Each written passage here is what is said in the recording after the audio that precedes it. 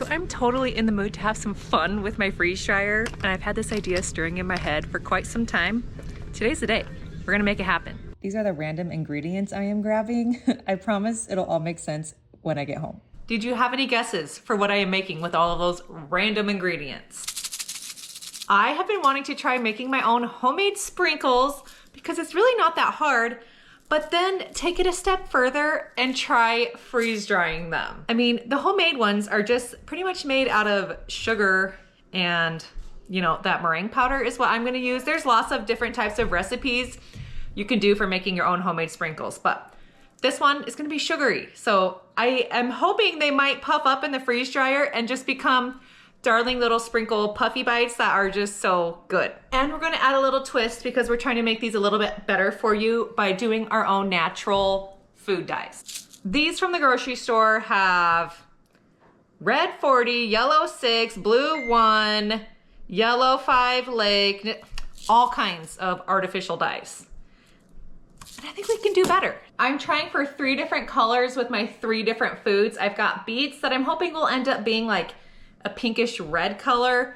I'm gonna try to go for orange with the carrots, and then I still have a bunch of dried elderberries from when I made my elderberry syrup and had that fun explosion in the freeze dryer. If you missed that, I'll tag that video here. But I think this could make a like dark purple color. I've just poured a little bit of water into my pan and I'm adding my sliced up peeled beets. And now I'm just gonna simmer this for a while until it starts to dye the water. I think. I've never done this before, so we're gonna see how this works. So I'm just doing the same process with the carrots and the elderberries, and we don't need that much water because you only need a few tablespoons for the actual icing recipe. So I'm just gonna let these simmer away for a while and see how we're looking. Our Alaska snow check is about the same. We still have not had any new snow all week. We're gonna be in the upper 30s. I think Friday we might also be expecting rain, which is unfortunate because any snow that is left is probably gonna be gone if it does rain. I have friends here who are lifelong Alaskans and they say this is the weirdest winter they have ever experienced. It's funny, we moved to Alaska, the first 2 winters, record-breaking snow. Like everyone's like, oh, this is not how it normally is, this is crazy. And then we get to our 3rd winter and they're like, this is not how it normally is, this is crazy. So apparently we just brought the crazy weather with us when we moved here. Alaska can't handle us Arizonans. Okay, I've clearly never done this before because I had walked away from the stove and it all burned off the water. So I need to add more liquid and try this again. We're gonna see if I can salvage this. I am going to just pour it through a little strainer. This one is the beets. It is very dark, but once it mixes with the powdered sugar, it's not gonna be as, you know, dark. At least that's what I'm thinking.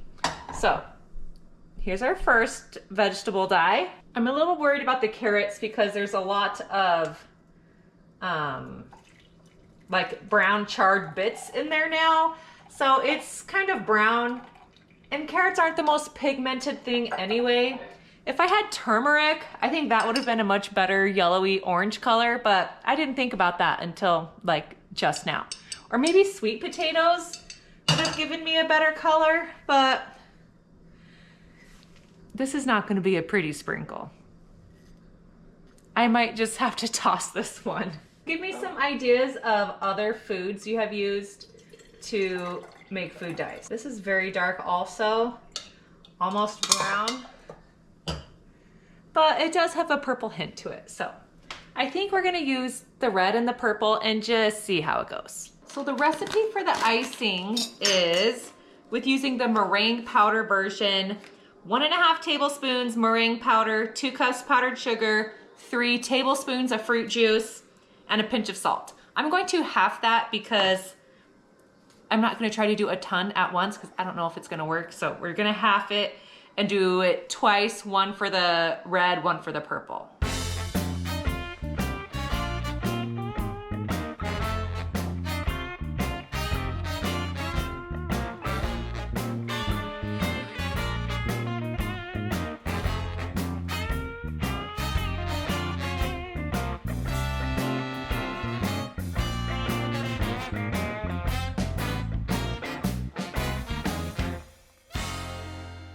I think I've gotten it to the consistency I want. I actually really like this color. It's very beautiful. The recipe says you want it to be a thick, like toothpaste thickness. So, I mean, I think we're there.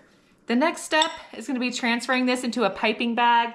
Then I'm gonna mix up my next batch. Then we'll have 2 piping bags to work with. So I thought I had piping bags, but apparently I don't. So we're just gonna go for a Ziploc bag.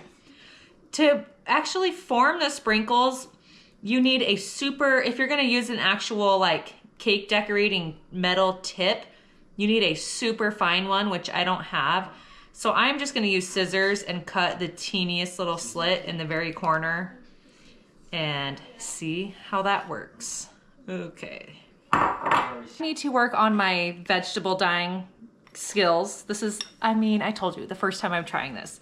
This is how the elderberry looked. It is definitely not very purple. I'm wondering if I added some of the beet juice to this, it might be a little better, but I don't want it to get too pink to look close to this. So we're just gonna roll with it and see how it goes. And you guys can tell me what the best foods are for making vegetable dyes, but this is gonna serve its purpose still. Are you curious how it tastes? Not bad. I can get a hint of the elderberry, but with the syrup, it just tastes like a sugary kind of fruit frosting. Not strong at all. I am going to cut the ever so slightest bit off the edge. Like that. And then all I'm going to do on my parchment paper is straight, bless you, straight lines back and forth as straight as possible. Let's see.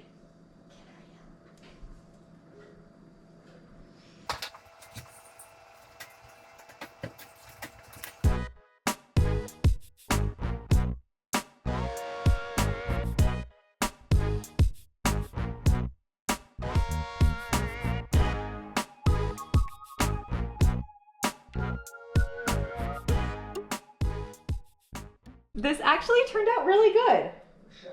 I'm really proud of myself. So we're gonna go in with our other color, do the same little tiny snip, and get going. I think it's gonna end up looking kind of just like pink and light pink, which is cute. This is actually something you can get your kids doing. They're having a lot of fun making little sprinkle designs. We'll see how theirs turn out.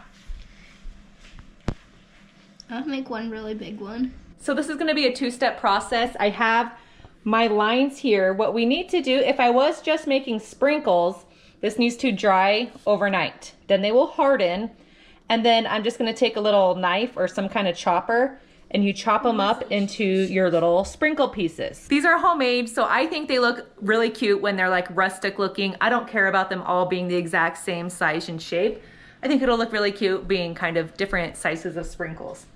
And then we're of course gonna put them in the freeze dryer. I debated on if I should just put them straight into the freeze dryer wet like this, but I didn't wanna mess with their shape because if it puffs up, it'll be hard to cut that then into a sprinkle shape, you know? I would rather it already be a small sprinkle and then try to freeze dry it. So we're gonna let this sit overnight. In the morning, I'm gonna come back at you and we're gonna put it in the freeze dryer. Well, good morning, friends. Let's check out our sprinkles because they look like they hardened very nicely. You can see from dyeing the color like varies a little bit, but they're cute. They worked great. These are the ones that my kids did, and it's kind of cool because the little dots, you can just kind of scrape up and you have little dot sprinkles. We even attempted to do like letters. Look. It kind of worked. Did I just, oh my gosh. What is wrong with me? I broke my beautiful letter B. So I'm just gonna take my little bench scraper here and just go across these, I think, and break them up into small little sprinkle-sized pieces.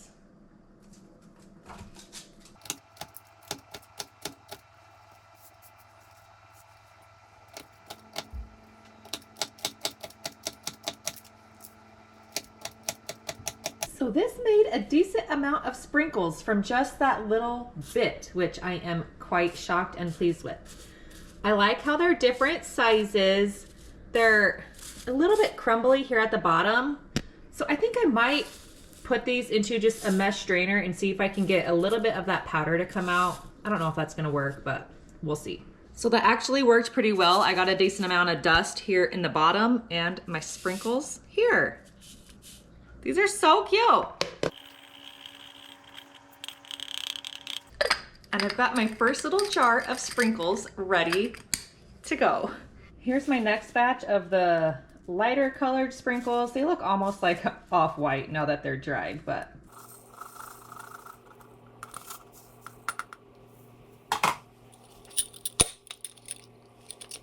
I wish I had mini sizes of these cute little jars, but we've got our light pink, we've got our darker pink. Now, these can stay fresh dried just like this.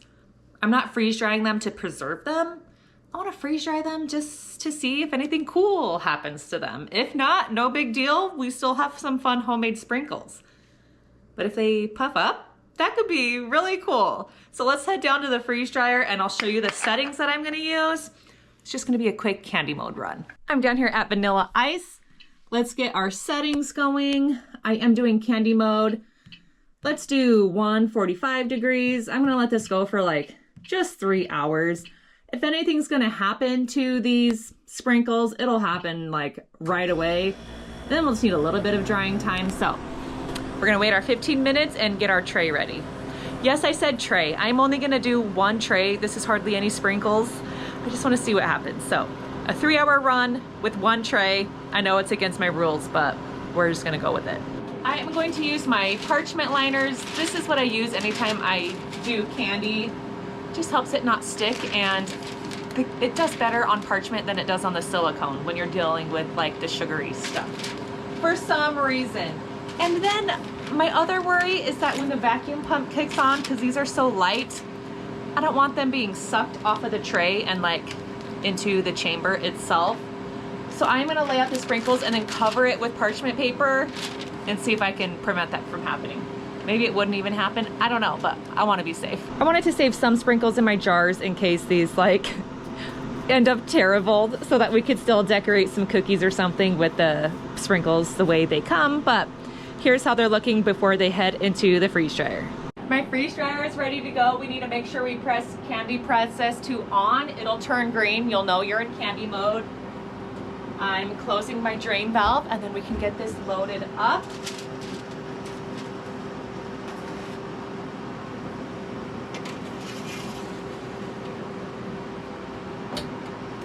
Hit continue. I am not doing a tray warm, so I'm gonna press skip.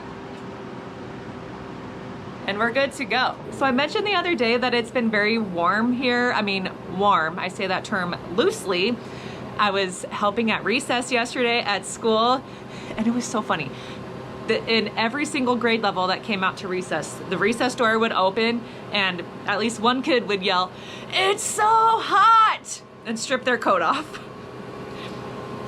It was 35 degrees. To these Alaskan kids, that's hot weather. What's then annoying is they all take their coats off, throw them all over the playground, and then when it's time to come in, they forget their jackets and it's a whole mess trying to return the gloves and jackets to the kid. So that's one downside of it, but it was just funny. It's so hot at 35 degrees. That's Alaska for you. Okay, I am off to run a few errands, and then in 3 hours, I'm gonna come back and check on these sprinkles and we will find out how they did. Okay, I'm back. I am dying to see if anything happened to these.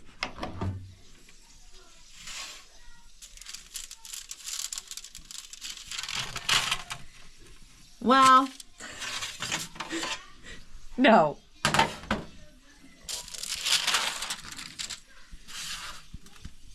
You know what?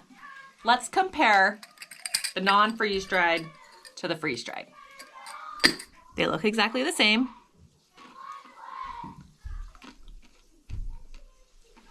Tastes the same.